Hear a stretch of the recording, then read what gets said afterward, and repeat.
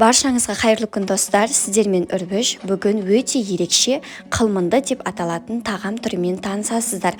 Мұны ыстық күйінде тағам ретінде қолдансаңыз болады, және салқын күйінде десерт ретінде ұсынсаңыз болады.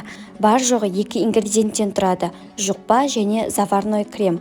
Ал жұқпаны қалай жұмсақ дайындайды, жалпы осы тағамның жұмыс барысы қалай болады, анамның нұсқауында көрсететін боламыз. Сондықтан видеоны соңына дейін көріңіздер. Бұл жерде алдымен біз жұқпаның қамырын дайындап алдық. Қамырын дайындау үшін 2 пияла су мен 1 шай қасық тұз ғана салдық, және қамырды өте жұмсақ етіп илеу керек. Ал қамырды жаятын кезде өте жұқа етіп жаямыз. Барынша жұқа етіп жаюға тырысыңыздар. Ал қамырды дұрыс жаю туралы менің каналымда видеосы бар. Төменде сіздерге сілтемесін тастап қойдым.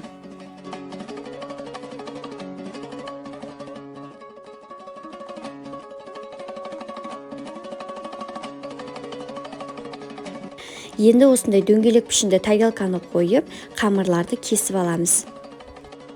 Қамырды біз табада пісіреміз, яғни сковородада. Сондықтан сіздің тарелкаңыздың, яғни осы жұқпаның көлемі табадан асып кетпеу керек, соған сәйкесінше тұру керек. Міне қамырды жайған кезде бір-біріне жабыспайтындай ұнды арасына жайған кезде жақсарып көбірек себіңіздер, сонда осылай қамырларыңыз бір-біріне жабыспай әдемі болып тұрады. Ал қалған қамырларды осылай кептіріп қойсаңыздар, жылма көжеге немесе онда пісіріп алып сүт көже қылсаңыздар болады. Егер де дөңгелек пішінді қамырды қаламасаңыз, осылай 4 бұрышты етіп кесіп алуға да болады. Бұл кезде сізде қамырдың қалдықтары аз шығады.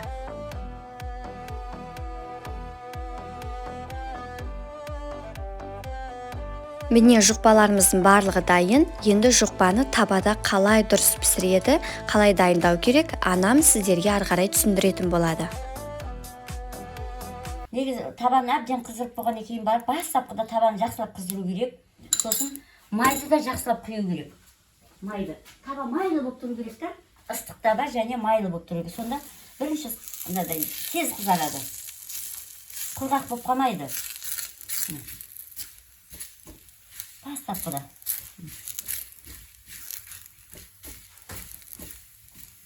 Жұқпа өзі піскен қалай білеміз деп ойласаңыздар, астыңғы жағы сәт қызарады. Қызарып, мынандай көтеріліп шығады өзі.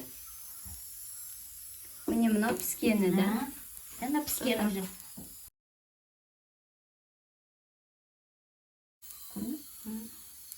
Үстіне екіншісін саламыз. Екіншісін салық аударғанда сразу астыңғысына майды құямыз.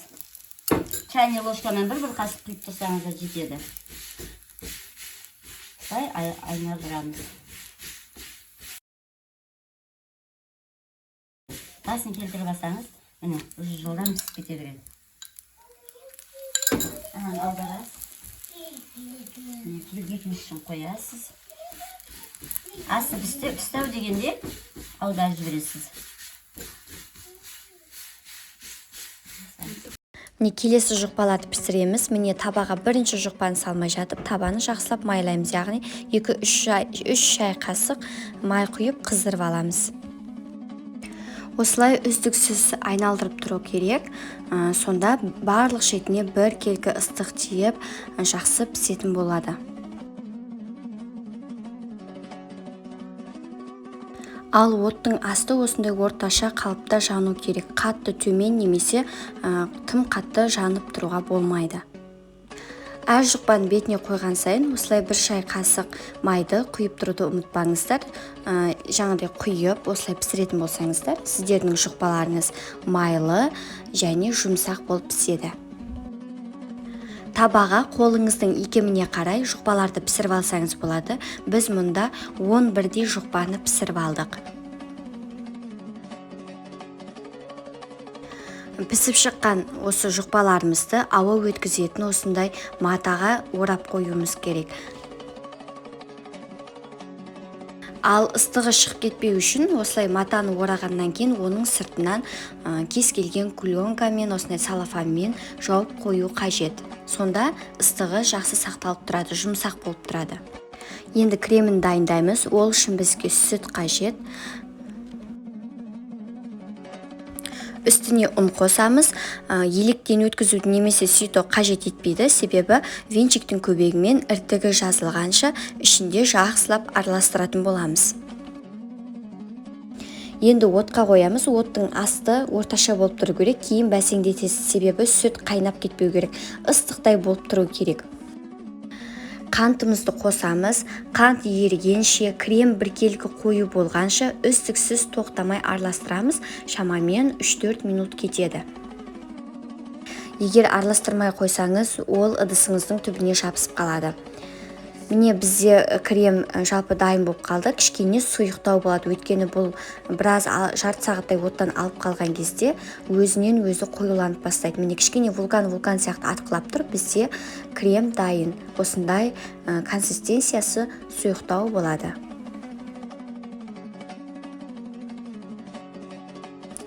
Жұқпамызды алып, ортасына 1-2 қасық кремімізді салып, айналдыра толықтай жан-жағына жағып шығамыз.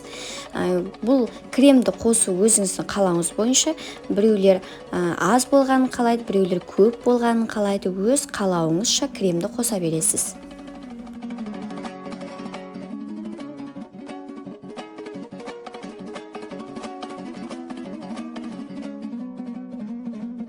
Келесі сармайды табаға салып ертіп аламыз. Біздің қолданып жатқан сармай бұл қолдың сармайы. Мейлінше жақсы, сапалы сармай қолданғандарыңыз дұрыс. Маргарин емес.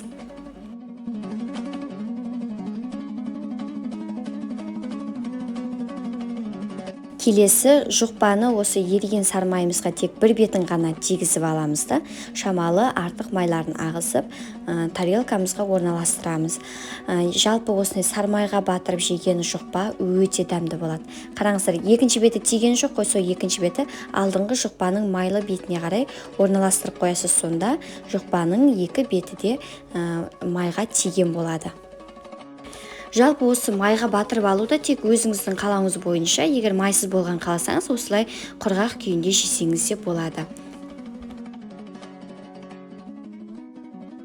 Жалпы достар, біздің қылмынды тағамымыз дайын. Енді әдемілеп осылай орап, тарелкамызға салып дастарханға ұсынамыз.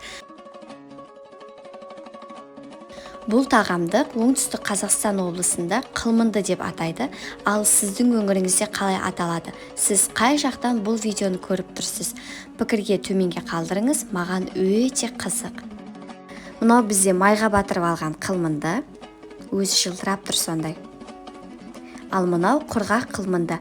Егерде сіз кремін көп қосатын болсаңыз, бұдан да жұмсақ болып шығады. Сіздермен бірге болған Үрбіш Әмірқызы.